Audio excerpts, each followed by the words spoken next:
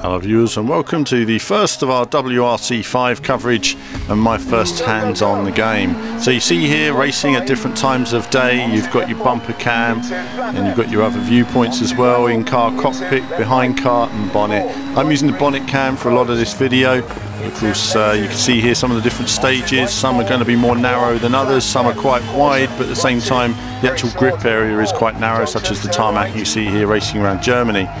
Graphics have improved a lot since the early build, and the handling has been a welcome surprise as well.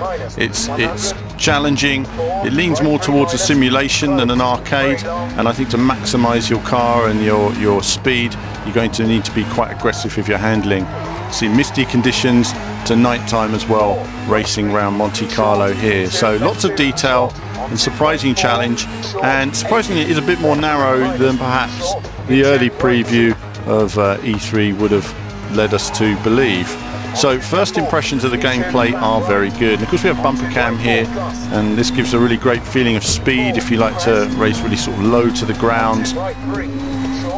And again here I think there's a yes, you want to have a challenge, but it's also got to be wide enough to get everybody into rallying and get them involved. Not everyone's an expert. So the menu screens are quite simple this year. It contains all 13 stages of the rally. I haven't seen any of the super special stages, so I couldn't comment on those so far, and at the time of filming I was mainly concentrating on the different locations. But you've got WRC 1, 2 and 3 cars, teams, drivers in there, so certainly a wide challenge. I'm not certain how long all of the stages are. Obviously I could only judge by what I saw. They're a mixed length, they're sort of shorter to sort of medium length rather than sort of long stages, but either way they're all detailed. I can't say if stages are repeated, obviously it was my first time seeing them all, but racing around, I think this is the UK here, and just nice effects. I mean, visually it's very pleasant, the stages are nicely put together, very nice surprise so far. It's nice when a game surprises me like this. I think the trailer was really poor, and I mentioned that to the developers. You know, the trailer just did not do the game justice. Nice little mist effects there as well. I think this is in Italy, this rally, and again showing different sort of views and effects in terms of environmental effects. And the team have had a very limited time to bring this game to where it is, so this is really it's been a bit of a miracle development for them in putting it together. We've got extended rally videos coming up on the channel, so I'm just showing you scenes from different stages at the moment, but we've got some extended videos coming up on the channel. So if you're just seeing a cross section of all the different rallies, and obviously we're just cutting through some bits and pieces here. Of course I was at the WRC Rally Germany this weekend having a wander around. Then we got the drivers involved as well. See Elfyn Evans there racing against Ott as they have their little rally. It's interesting to see how the rally drivers picked it up. I think the event was good fun. I have to admit the rally drivers were put in cold. They had no practice and just told driver stage, which was quite challenging for them, because obviously some of the wheels were set up better than others, and you jump on there and the game can feel quite different when the force feedback is set up differently on different wheels, and it was. But either way, when you see the drivers get to work, and it's certainly competitive between the two. I didn't actually get who won this one, unfortunately. As you can see, the crowd was really sort of muscling their way in. I was using my tall man power to get over them, but certainly trying to get a view here of the different drivers and just seeing how they picked it up. But you can see for yourself, from a detail point of view, it's a nice looking game. They've done a good job with some of the stages. They've got to make them approachable. More drivers getting back now, preparing for the shakedown. And so while they were sorting themselves out, I jumped on there with Mark Reynolds, who handles vehicle dynamics, and it was good to race one of the developers. I was like, let's have a race before the rally drivers come back and get on for some more competitions. So we had a little race between us. He basically wipes the floor with me, but it doesn't matter. I mean, you're picking up the game. You're seeing it for the first time, and you're seeing how intuitive it is. Now, Mark is on the right there. If you watch his screen predominantly, because obviously he's worked a lot on the vehicle handling. He's a real racing driver, and he knows what he wants to put into the game to make it fun, approachable, but at the same time have an intuitive feel that's realistic. And I think you can see he's quite aggressive. He likes to turn the car in, get on the power. I'm a much smoother driver, so I tend to be smoother on my throttle control and braking into a corner. Certainly I'm not aggressive enough at this stage, but either way it was good to try it out and actually race someone. I think there are so few developers that use the wheel these days or race with a wheel that it was quite pleasant to have a little competition with him and really to see his passion for developing the handling. You can see here really aggressive with the stages.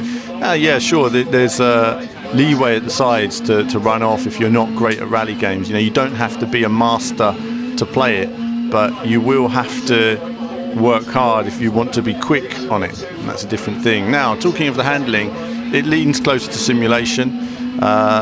You know, I mean, people talk about arcade or simulation like there's one dividing line between one or the other, and there isn't. There's many layers of simulation, and I think a lot of people are a little bit strict these days on it's either simulation or it's not. No, it does simulate a lot of stuff.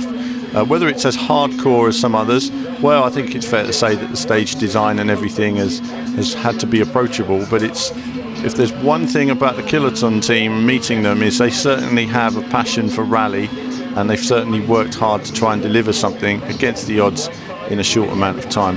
And in that sort of sense, I respect the work they've done so far. Whereas Mark here, absolutely flying. I'm not doing terrible. I'm in night conditions. My wheel wasn't working as well. What can I say? The rally drivers all lost on that side. But anyway, no, I enjoyed it, and I was struggling with the slow corners, getting on the power.